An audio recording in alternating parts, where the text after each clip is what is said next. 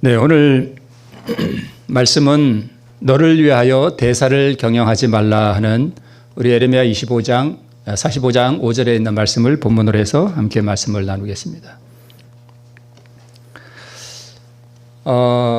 지금은 마지막 시대라고 우리가 흔히 이야기하죠. 그래서 특별히 성경에서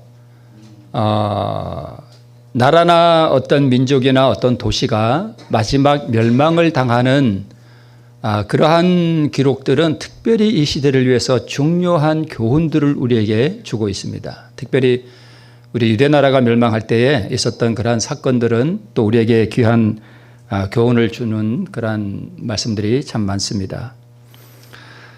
자, 우리 유대 나라가 우리 바벨론에 멸망할 때 몇 왕들의 마지막 모습을 보면 우리 마지막 왕이 맨 오른쪽에 있는 시드기야 왕이에요. 이 시드기야 왕 때 유대 나라가 바벨론에 완전히 파멸당하고 맙니다. 그 앞에 보면은 이제 맨 왼쪽에 요시야 왕이 있는데 이 요시야 왕의 아버지가 아몬 왕이고 이 아몬 왕의 아버지가 그 유명한 악한 왕이 있었죠. 므낫세였습니다. 그러니까 요시야는 므낫세의 손자죠.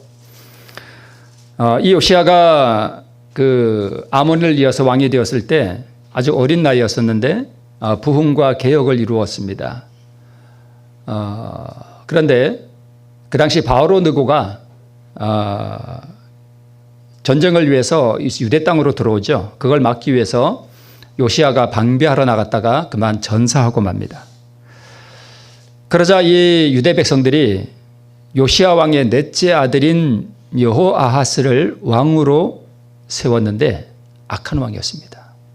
겨우 3달 통치하고 바로 느고가 애굽으로 잡아가 버렸습니다. 그래서 애굽에서 죽었습니다. 보통 살룸이라고도 하는 왕이었습니다.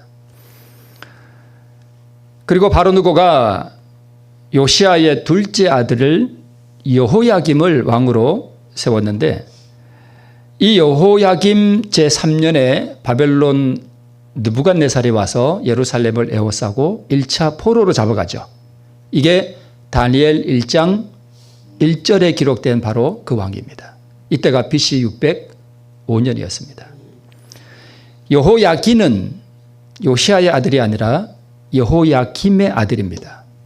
요시야의 손자죠. 겨우 3달 통치했습니다. 여호야김은 바벨론과의 전투에서 아마 죽은 것 같아요. 정확하게 성경에 기록되어 있지 않는데 예언에 의하면 여호야김은 전투 중에 죽어가지고 매장함을 얻지 못하고 지면에서 아마 분토가 된 것 같습니다. 참 불쌍한 왕입니다. 여호야긴은 겨우 3달 통치했는데 느부갓네살이 또 와서 2차 포로로 잡아갈 때 바벨론에 붙잡혀갑니다. 이때가 BC 598년이었습니다. 여호야긴을 이어서 요시야의 셋째 아들인 마지막 왕 시드기야가 왕이 됩니다. 이 시드기야 제9년에 바벨론에 의해서 포위되었다가 제11년째인 586년에 바벨론에 완전히 멸망하고 맙니다. 특별히 오늘 예레미야 45장에 나오는 이 왕이 누구냐 하면 여호야김 왕 때의 일입니다. 자, 오늘 본문에 보면은 예레미야 45장 1절에 뭐라고 기록되어 있는가 하면 유다 왕 요시야의 아들 여호야김 제4년에 이렇게 기록되어 있죠. 자, 여기 보면 여호야김이죠. 네. 이 여호야김 제4년에 있었던 사건을 오늘 본문에 기록하고 있습니다. BC 605년은 느부갓네살 즉위년이에요. 이때 유다 왕 여호야김이 위에 있은 지 다니엘 1장 1절에 보면 3년에 느부갓네살이 와서 포로로 잡아갔다 이렇게 되어 있습니다. 이게 1차 포로예요. 그러면 여호야김 제4년은 그 이듬해가 되겠죠. 네. 이때가 BC 604년인데 이때는 느부갓네살 원년입니다. 제1년이에요. 네. 그래서 이 604년은 이미 유대 나라가 한번 바벨론에 의해서 포로로 한 차례 잡혀 가고 나라가 운명이 다해가는 그러한 시기였음을 알 수 있습니다. 바로 이 시기에 유다 왕 요시야의 아들 여호야김 제4년에 네리야의 아들 바룩이 예레미야의 구전대로 이 모든 말을 책에 기록했다. 이렇게 기록하고 있습니다. 예레미야는 하나님의 말씀을 뭐 해주고요? 입으로 불러주면 누가 썼어요? 그걸? 바룩이라고 하는 사람이 이걸 썼다는 것입니다. 왜 이렇게 했냐면 예레미야가 이때 시위대 뜰에 갇혀 있었기 때문에 다시 말씀을 드리면 예레미야는 감옥에 가 있고 예레미야는 면회 가가지고 예레미야가 감옥 안에서 불러주는 대로 받아 쓴 것입니다. 그게 예레미야서의 많은 부분을 차지하고 있다는 그런 말씀입니다. 이 바룩이 누구냐 하면 예레미야의 개인 비서이기도 하고요. 서기관이기도 하고요. 바룩의 예레미야의 제자이기도 하고 아주 친한 벗이기도 하고 그렇습니다. 물론 예레미야보다는 어린 나이겠죠. 그리고 이 바룩은 유대의 아주 유력한 가문의 사람이었습니다. 그런데 예레미야가 하나님께 받은 말씀을 구전하면 바룩이 두루마리에 이 예레미야가 전해주는 그 하나님의 말씀을 양피지에다가 기록했다는 말씀입니다. 그리고 이 모든 말은 요시야 13년부터 아까 요시야 왕 나왔었죠? 아주 선한 왕 요시야부터 그렇게 선한 왕에 이어 그 모든 아들들이 다 악한 왕이었다는 것도 참 아이러니한 일입니다. 어떻게 그럴 수가 있는지. 네, 그렇습니다. 그래서 요시야 13년부터 여호야김 4년까지 하나님께로부터 모든 받은 말씀들을 불러주면 바룩이 그것을 기록했다는 것입니다. 그 이후에도 여호야김이 사실 이게 양피지에 기록한 거 다 태워버렸거든요. 그래서 또 한 번 기록하기도 하고 그 외에 예레미야서의 많은 말씀들을 이 바룩이 기록한 것으로 나타납니다. 그런데 오늘 본문은 예레미야 45장이잖아요. 그런데 예레미야 36장 1절에 보면 비슷한 말씀이 또 있어요. 이렇게 기록되어 있습니다. 유다 왕 요시야의 아들 여호야김 몇 년에요? 4년에. 같은 해죠. 4년에 여호와께로서 예레미야에게 말씀이 임하니라. 가라사대 너는 두루마리 책을 취하여 내가 네게 말하던 날 곧 요시야의 날부터 오늘날까지 이스라엘과 유다와 열방에 대하여 나의 네게 이른 모든 말을 그것에 뭐 하래요? 기록하라. 이렇게 되어 있습니다. 그래서 예레미야 45장은 예레미야 36장에 바로 이어지는 말씀이에요. 바로 그때 말씀을 기록한 것입니다. 보니까 똑같죠? 네, 여호야김 4년에 그렇습니다. 그래서 예레미야 45장은 1절부터 5절까지로 되어 있는데요. 하나님께서 예레미야를 통하여 예레미야의 개인 비서이기도 하고 또 서기관이 되기도 하고 그의 벗이기도 하고 그의 제자이기도 하고 또 예레미야의 고통과 슬픔에 함께 동참하게 되는 유대 나라의 유력한 가문의 사람인 누구에게요? 바룩에게 하시는 말씀을 기록한 것입니다. 그러니까 예레미야가 하나님께로부터 받은 말씀인데 누구에게 주려고 받은 말씀인가 하면 바룩에게 하시는 말씀이에요. 그러니까 하나님께서 바룩에게 바로 직접 말씀하신 게 아니라 예레미야를 통하여 바룩에게 하신 말씀을 기록한 것입니다. 그래서 45장 2절에 본문에 이렇게 되어 있죠.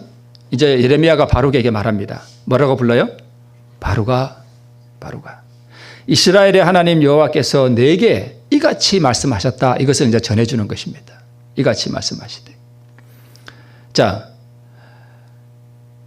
내가 일찍 말하기를. 여기서 내가는 누구예요? 바룩이죠. 바룩이 일찍 말하기를 뭐라고 말했는가 하면 슬프다. 여호와께서 나의 고통에 슬픔을 더하셨으니 나는 나의 탄식으로 피곤하여 평안치 못하다 하도다 하셨고. 그러니까 바룩이 일찍 슬프다 하고 이렇게 탄식한 말을 누가 들으셨어요? 하나님께서 들으시고 바룩아 너 전에 이렇게 말했지 하고 지금 전해주는 거예요. 바룩이 한 말을 그대로 지금 하나님께서 말씀하시는 것입니다. 이게 다른 말로 다른 성경에는 이렇게 기록되어 있습니다. 쉬운 성경에 슬프다 탄식하는 거예요. 지금 누가요? 바룩이. 슬프다 여호와께서 내 고통에 슬픔을 다하셨다. 나는 괴로움으로 뭐 했대요? 지쳐버렸다. 나에게는 뭐가 없대요?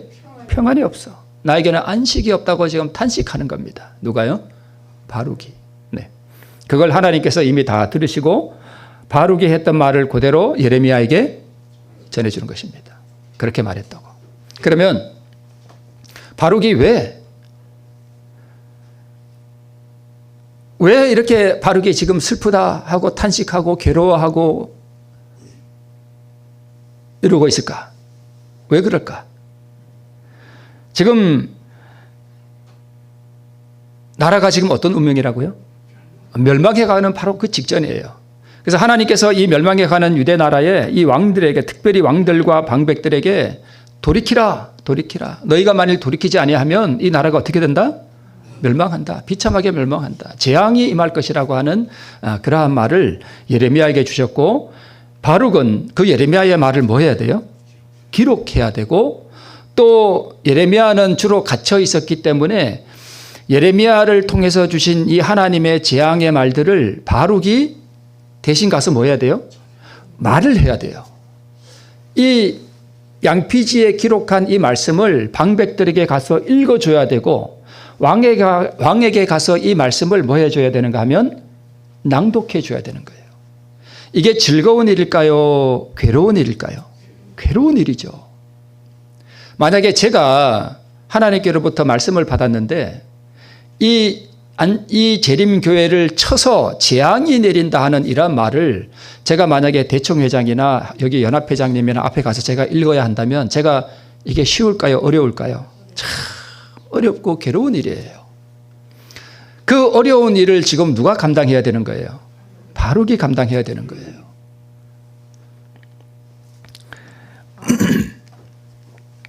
그래서 백성들과 방백들과 왕 앞에서 이 재난에 대한 이 예언을 낭독해야 하는 이 고통이 바룩에게 지금 닥친 것입니다.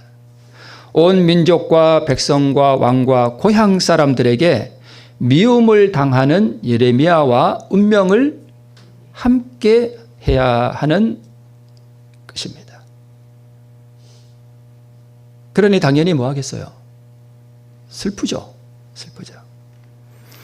그래서 바룩은 참 의로운 사람이에요. 열정을 가지고 하나님의 사업에 투신하고자 하는 그 충성스러운 사람인데, 그래서 하나님의 일에 이렇게 열정을 가지고 임했으나 돌아오는 것은 투옥과 멸시와 냉대밖에 없었습니다. 사실 이 바룩은 상당히 유능하고 능력이 있던 사람이었던 것 같습니다. 젊고 학자였고, 그러니까 서기관이 됐겠죠. 그리고 유대 나라의 이 아주 유력한 아버지와 할아버지가 이 유대 나라의 고관이었어요. 그래서 사실 나라가 멸망하지 않으면 이 바룩은 어떤 길을 걸을 수 있는가 하면 출세의 길을 걸을 수 있습니다. 나라의 지도자로서 백성들의 선망을 받는 그러한 유력한 지도자로 출세의 길이 열려 있는 사람이었습니다. 그런데 지금 나라가 뭐 하려고 그래요? 나라가 지금 망하려고 그러는 것입니다. 그러니까 나라의 전망은 어두운데 자기의 나라가 이렇게 망하려고 하는 하나님의 그 예언을 예레미야를 통해서 받았을 때 이 젊은 바룩은 앞으로 앞날이 구말리 같은 사람인데, 그죠? 이 나라에서 자기가 뭔가도 할 수 있고 자기의 이 청춘의 꽃을 한번 피워보고 싶은 열망이 젊은 사람들에게는 다 있잖아요. 그런데 그가 맡은 사명이 이 나라의 멸망과 이 교회의 재앙을 얘기해야 하는 그러한 어려운 사명을 받았고, 이걸 해야 할 때 자기에게 닥쳐오는 그 운명이라든가 이런 것들은 참 괴로운 것이었거든요. 그러니까 얼마나 괴롭겠어요, 바룩이. 그러니까 내게 마음의 평안이 없어요. 평안이 없어요. 그래서 기다리는 것은 투옥과 조롱과 수치와 또 죽음의 그림자가 항상 이렇게 따라다니니까 삶이 괴로운 것입니다. 그래서 조국과 그 당시에는 이 나라와 교회가 사실은 하나였어요. 그죠? 지금이야 나라 따로 교회 따로죠. 그 당시는 교회와 나라가 하나였습니다. 그러니까 나라가 망하는 것은 곧 교회가 망하는 것이었거든요. 뭐 지금도 물론 그런 면이 있지만, 그래서 조국과 교회가 파멸당해야 하는 그 운명을 기록해야 하고 그것을 심지어는 왕 앞에서까지 낭독해야 하는 그 슬픔.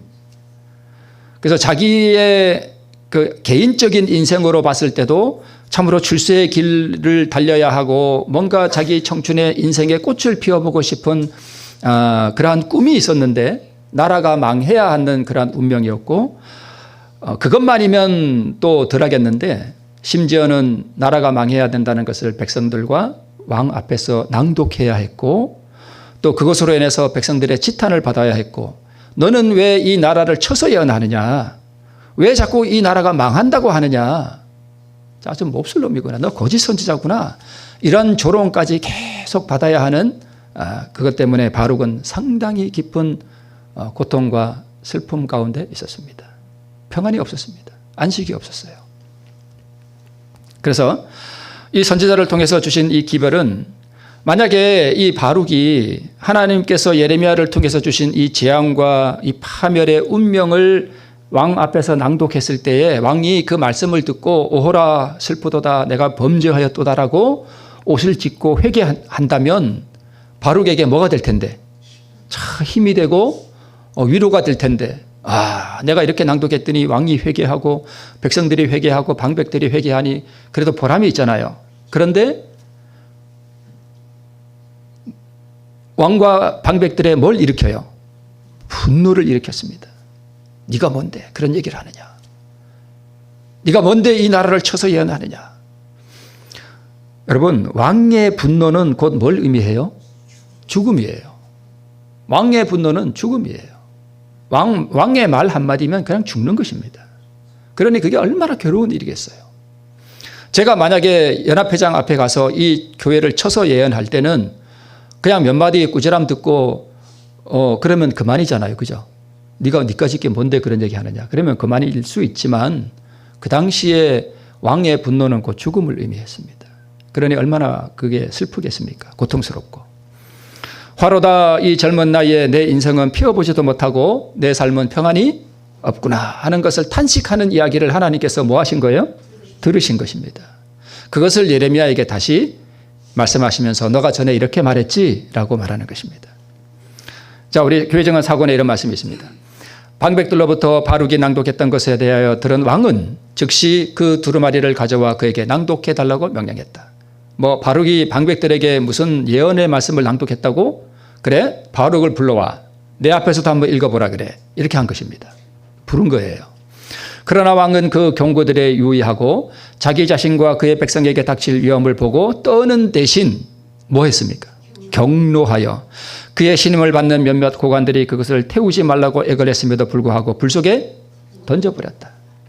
그 다음 이 사악한 군주의 진노는 예레미야와 그의 서기관을 향하여 일어났다. 그 서기관이 누구예요? 바룩이에요. 그러니 평안이 있겠습니까? 없습니다. 자기 민족의 죄를 고발하고 하나님의 징계를 선포해야 하는 즐겁지 않은 일이었습니다. 그래서 이금 나오는 말은 예레미야 20장에 있는 말씀인데 예레미야가 이 재앙의 말을 자기 백성들에게 촉구하고 전하고 회개를 촉구하는 이 일 때문에 예레미야가 당했던 그 슬픔과 그 고통을 이렇게 표현하고 있습니다. 내가 조롱거리가 되니 사람마다 종일토록 나를 조롱하나이다. 대저 내가 말할 때마다 외치며 강포와 멸망을 부르짖으오니 여호와의 말씀으로 하여 내가 종일토록 치욕과 모욕거리가 됨이니이다. 그래서 우리 예레미야 20장에 보면 예레미야가 이렇게 말합니다. 욥기에 나오는 욥과 비슷한 탄식을 해요. 차라리 내가 뭐 하지 말았으면, 내가 태어나지 말았으면, 내가 태어날 때 어머니가 그 태에서 죽은 나를 출생했다면 얼마나 좋았을까. 욥이 그런 고백했잖아요. 그죠? 너무 괴로우니까. 내가 태에서 차라리 죽어 나왔다면 차라리 좋았을 텐데. 지금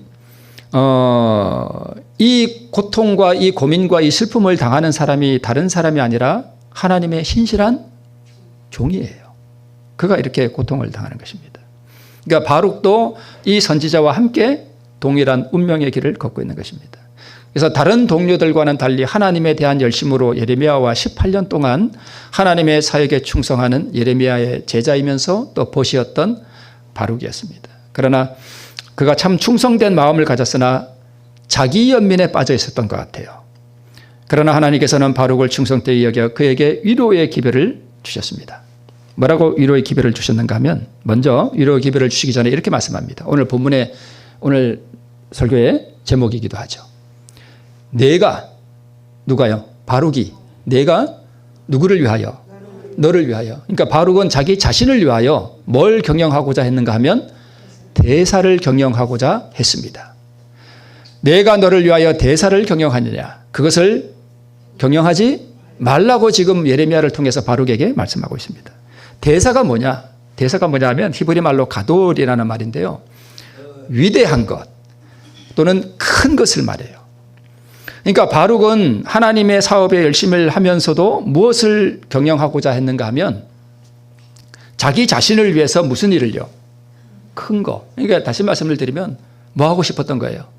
아까 말씀을 드렸던 거. 출세하고 싶었습니다. 나도 좀 이렇게 나라가 멸망하지 않는다면 나도 좀 내 꿈을 펼쳐보고 나도 좀 평안히 살아보고 싶고 나도 좀 근심 없이 안전하게 좀 살아보고 싶은데 시대를 잘못 만난 거예요. 내 인생은 왜 이럴까? 물론 하나님 앞에 충성된 종이기도 했지만 한편으로는 누가 그런 걸 꿈꾸지 않는 사람이 누가 있겠어요? 그죠? 그죠? 좀 편안히 살아보고 싶죠. 그죠? 네.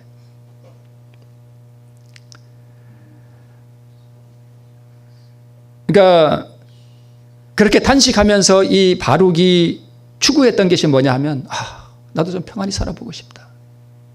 나도 뭔가 이 나라에서 좀 뭔가 내 꿈을 펼쳐보고 싶다는 그런 꿈을 가졌었습니다. 그것을 말하는 것입니다. 그런데 하나님께서는 뭐라고 말씀하셔요? 그것을 경영하지 말래요. 너 그거 하지 마라 이거예요.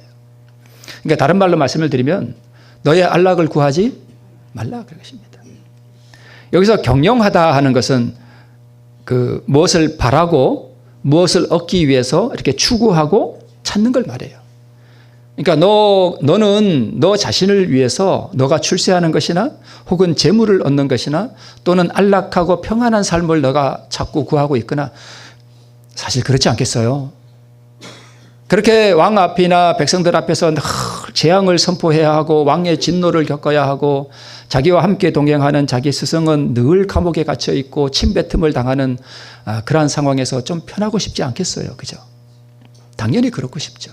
그런데 하나님께서 그것을 추구하지 말래요. 하지 말아요. 어떻게 보면 참 바룩으로 하여금 그래서 바룩은 참 지금 낙담해 있는 상태예요. 절망이 그를 엄습해왔고 참 낙담해 있는 상태였습니다. 그래서 하나님께서는 바룩의 마음에 병든 것이 무엇인지를 드러내어 주셨습니다. 바룩아, 너는 충실한 나의 제자이나 너 자신을 위한 소망을 생각하고 있구나. 네. 파멸이 임박해 있는데 나라가 지금 멸망해 가고 있는데 출세를 추구하는 너의 돌모가 얼마나 어리석은 것이냐. 사실 이 바룩은 그렇게 아주 대놓고 출세를 추구한 것은 아니에요. 아니라는 것을 알 수 있습니다. 왜냐하면 충성된 사람이었거든요. 의인이었어요. 여기서 출세를 추구했다는 것은 그가 그것을 막 찾아서 온 마음을 거기에 쏟았다는 것이 아니라 그것을 추구하는 마음이 있는데 지금 상황은요. 나라가 망해가고 있는 거예요.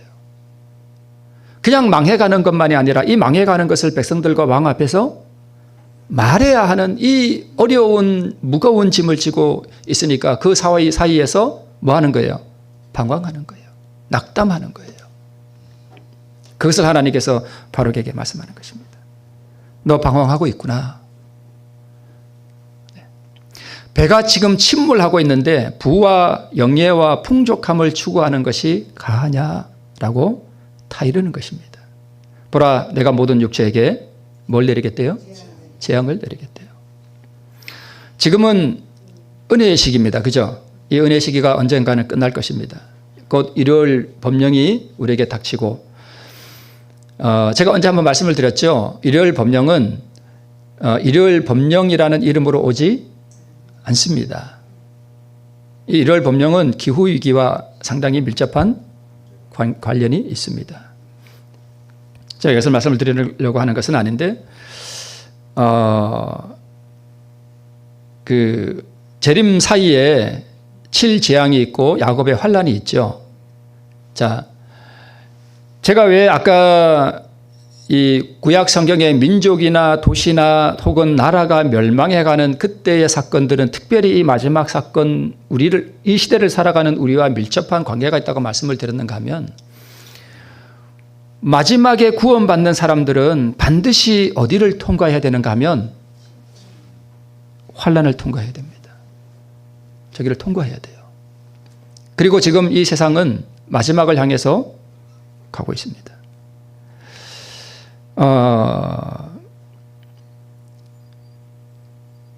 사실 제가 오늘 이 말씀을 드리는 것은 마지막 시대에 구원받는 이 마지막 백성들은 안락함을 추구할 수가 없습니다. 무엇이 우리를 기다리고 있어요? 우리는 마지막 유대 나라가 바벨론에 의해서 멸망해가는 그 시대에 자기 나라의 운명을 바라보고 슬퍼했던 이 바룩의 경험과 사실은 유사한 경험을 우리는 지금 곧 겪어야 돼요. 그래서 이런 말씀들은 상당히 우리에게 귀한 교훈을 우리에게 주고 있는 것입니다. 지구 6천년의 역사가 대략적으로 거의 끝나가고 있다는 거 우리가 다 아시잖아요. 그죠?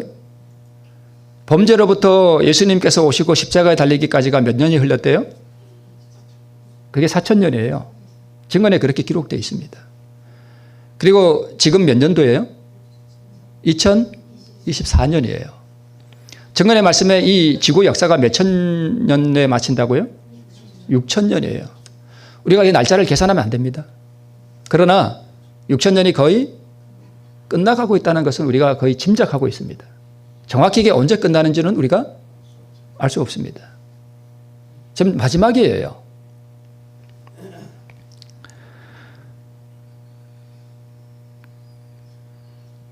재난과 온역과 기근과 전쟁의 경보들이 지금 우리에게 다가오고 있고,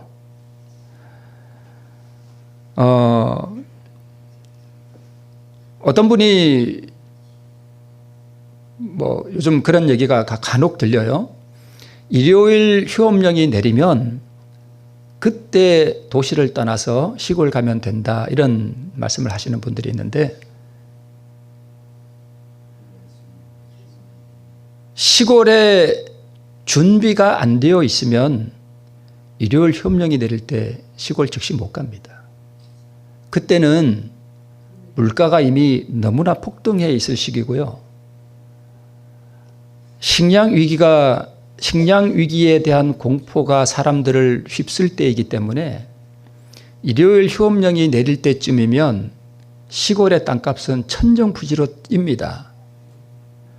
그때 시골에 땅 사가지고 건축 허가 받고 집 짓는다는 것은 거의 불가능해요. 요즘은 잘 안 납니다. 요즘도 시골에 가면 바로 집 못 지어요. 땅 사도. 우리 그거 다 아시죠? 지금도 바로 집 못 지어요. 그런데 일요일 협령이 내리는데 그때 가서 집 짓는다고요. 그때까지는 뭐 드시고 살 건데요.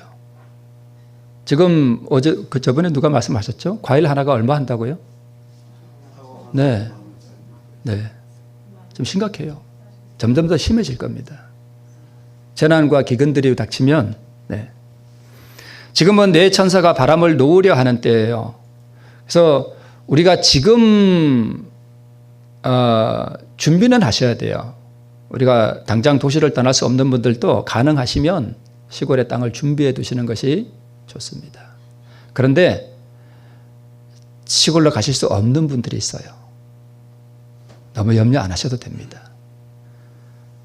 일부러 안 가는 것과 못 가는 것은 다릅니다. 못 가시는 분들 준비는 하시고 기도는 하시되, 더 중요한 것은 오늘날 그리스도의 의를 내가 가지고 있는 것이 중요해요. 의인들은 도시에 있어도 하나님께서 먹이시고 보호해 주십니다. 너무 절망하실 필요가 없습니다. 내 천사가 바람을, 그래서 마지막 때 도시에서 구원받는 사람도 있습니다.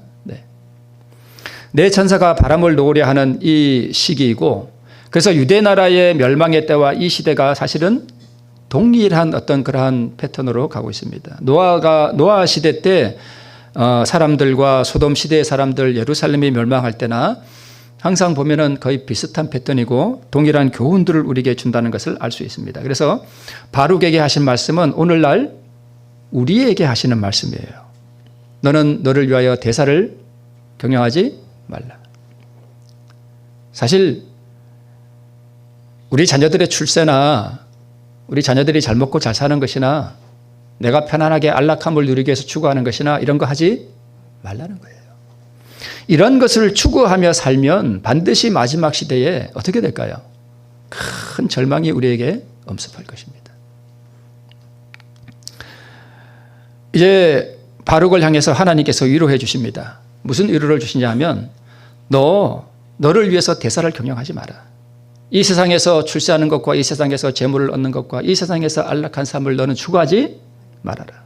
너는 나와 함께 고난을 당할 것이다. 그러나 재앙과 재난의 때에 내가 너를 안전하게 지키겠다는 보증을 바룩에게 주셨어요.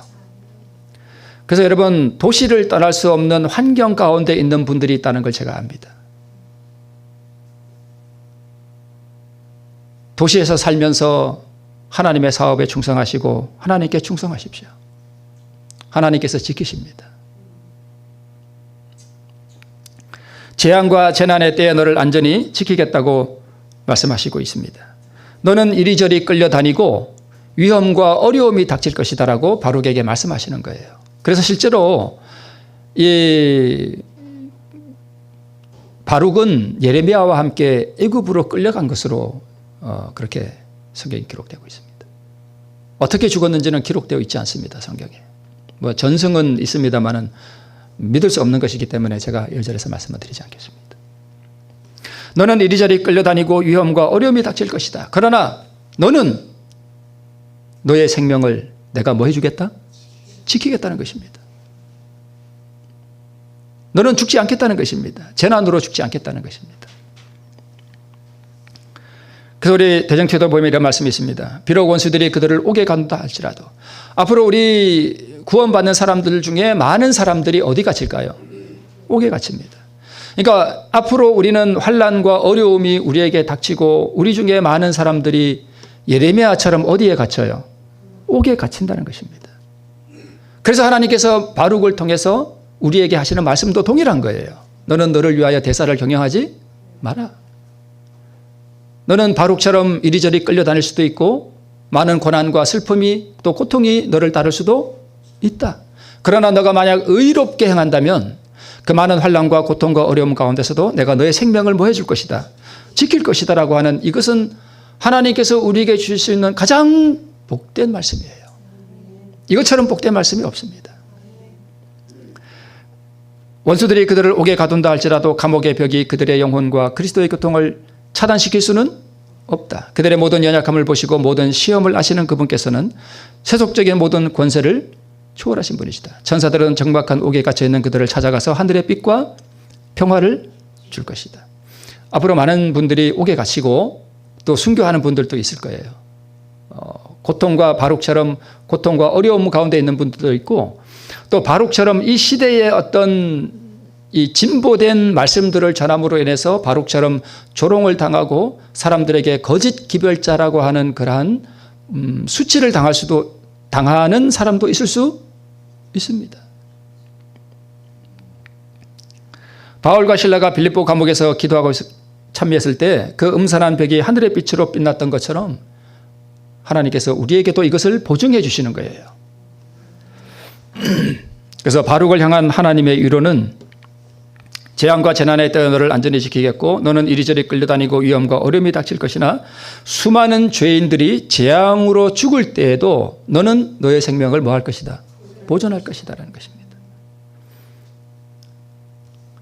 내가 모든 육체에게 재앙을 내리려라. 그러나 너의 가는 모든 곳에서는 내가 너로 생명 얻기를 노량물을 얻는 것 같게 하리라 라고 보증해 주셨습니다. 이것이 오늘날 우리의 위로가 되어야 됩니다. 우리가 내 아이들을 위해서 나를 위해서 세상에서 얻을 수 있는 어떤 것들을 너무 우선순위를 두고 추구하지 말라는 것입니다. 세상이 조롱하면서 주의 강림하신다는 약속이 어디 있느냐라고 묻는 바로 그때의 징조는 성취되고 있는 중이다. 저들이 평화와 안전을 부르실 때에 호련히 멸망이 이른다.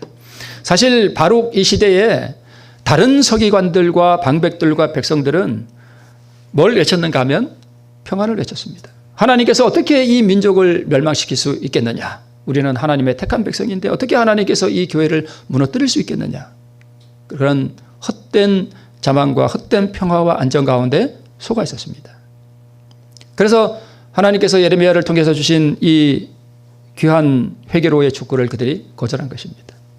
마찬가지로 이 시대에도 그것이 당신이 전하는 그 기별이 마지막 때의 징조라는 증거가 어디 있느냐라고 하는 그러한 말을 마지막 시대 기별자들은 들을 수 있습니다. 너는 너 자신을 위하여 대사를 경영하지 말라.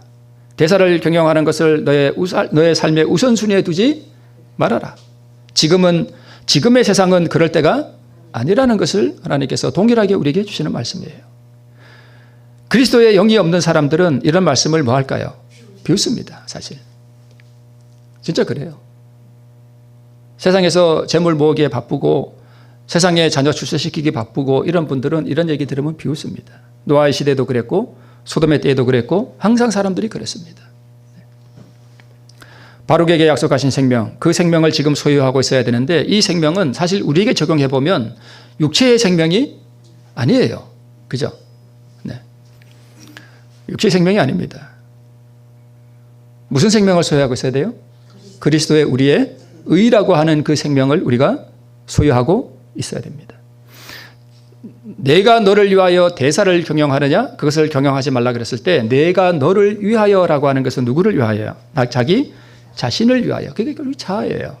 너는 자아를 완전히 포기하라는 것입니다.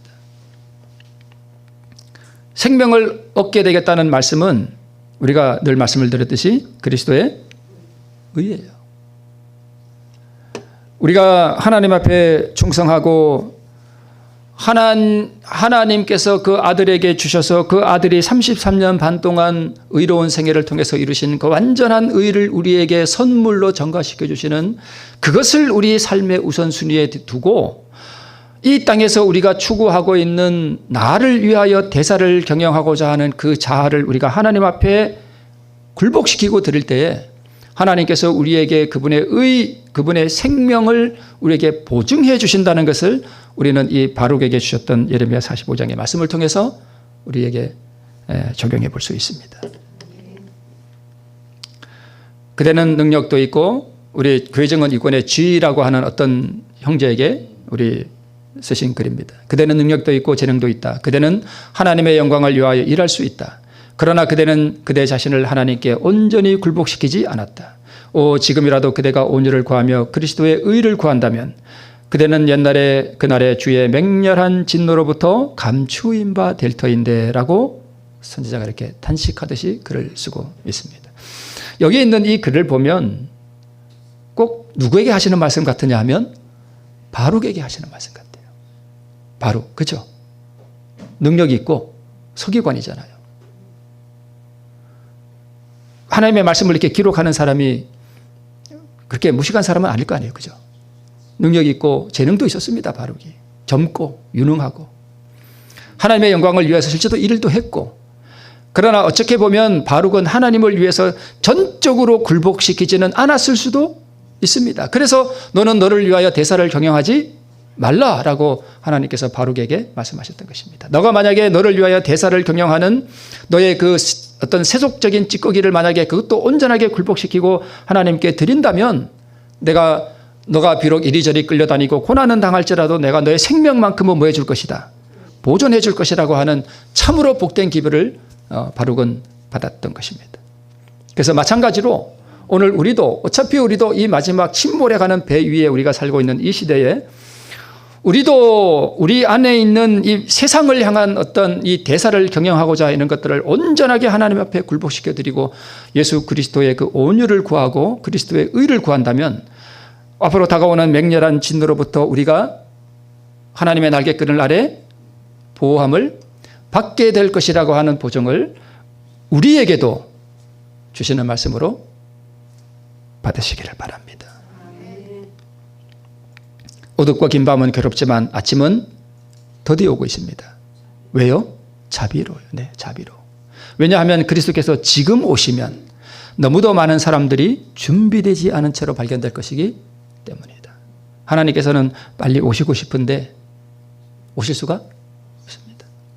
준비된 사람이 너무 적습니다.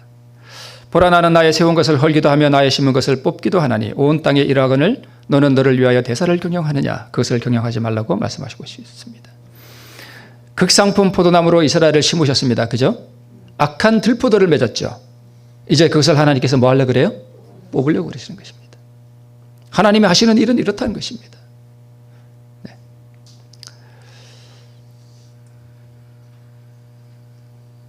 내가 보행자와 함께 달려도 피곤하면 어찌 능히 말과 경주하겠느냐? 내가 평안한 땅에서는 무사하려니와 요단의 창이란 중에서는 어찌하려느냐?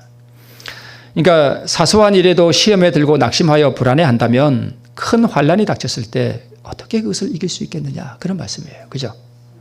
지금 우리가 이렇게 평안한 때에 낙담하고 좌절하고 불평한다면 앞으로 환란이 닥칠 때 너 어떻게 하려고 그러느냐? 그런 말씀이에요. 그죠? 네. 내가 보행자와 함께 달려도 피곤하면 어찌 능히 말과 경주하겠느냐? 지금은 우리가 누구와 달리고 있는 거예요? 보행자와 함께 가고 있는데 앞으로 누구와 함께 달려야 할 때에 온다는 거예요? 말과 경주해야 하는 어려운 때가 올 때에 지금 보행자와 함께 가는 것도 힘들고 그렇게 불평하면 어떻게 하겠느냐? 그런 말씀입니다. 네, 같은 말이죠. 평안한 날에 견딜 수 없다면 요단이 창일하게 넘치는 환란의 날에는 어찌 견딜 수 있겠느냐라고 말씀하고 있는 것입니다. 장차 형제가 형제를, 아비가 자식을 죽는 데 내어주며 자식들이 부모를 대적하여 죽게 하리니. 참 무서운 때가 온다는 것입니다. 우리가 환란의 때를 미리 당겨서 이게 자꾸 이렇게 얘기하는 것은 안 좋다 그랬죠. 그죠? 뭐 제가 그런 걸 자주 말씀드리는 것도 아니지만 그러나 다가올 날은 우리가 알고 있는 것이 좋습니다. 앞으로 형제가 형제를 죽이는 데 내어주고 밀고 하고, 그죠? 아비가 자식을 내어 죽는데 이건 천륜이에요. 천륜. 근데 요즘은 참 뉴스 같은 거 보면 천륜이 깨어지고 있죠. 부모가 자식을 죽입니다. 자식은 부모를 죽여도요, 부모는 자식을 죽일 수 없어요. 그런데 그 천륜이 깨어지고 있습니다. 성령이 떠나가고 있다는 증거예요. 자식이 부모를 대적하여 죽게 하는 이 환란의 때가 올 때에 그렇습니다. 그래서 요한계시록 7장 10절에 보면은 구원받는 사람들이 어디서 나온대요? 큰 환란에서 나온대요. 바룩이 겪었던 바로 그것을 우리도 겪어야 한다는 것입니다. 자, 우리 마지막으로 멸망에 가는 예루살렘에 미련을 두지 말아라. 바룩에게 하신 말씀이죠. 멸망에 가는 예루살렘에 미련을 두지 말아라. 이 세상에서의 번영과 안락함에 소망을 두지 말아라. 고통과 슬픔 없이 살아가는 너의 동료들을 부러워하지도 말아라. 너는 어려움과 고통이 있을 것이나 내가 너를 영원히 구원하리라는 보증입니다. 세상에서 들을 수 있는 가장 복된 말씀을 바룩에게 주신 것입니다. 이 말씀이 오늘 우리에게도 주시는 말씀입니다. 이 말씀을 통해서 힘을 얻으시고 마지막 환란의 때에도 능히 하나님의 날개끈을 아래서 보호함을 받고 생명을 얻게 되는 우리 모두가 되실 줄 믿으면서 말씀을 마치겠습니다.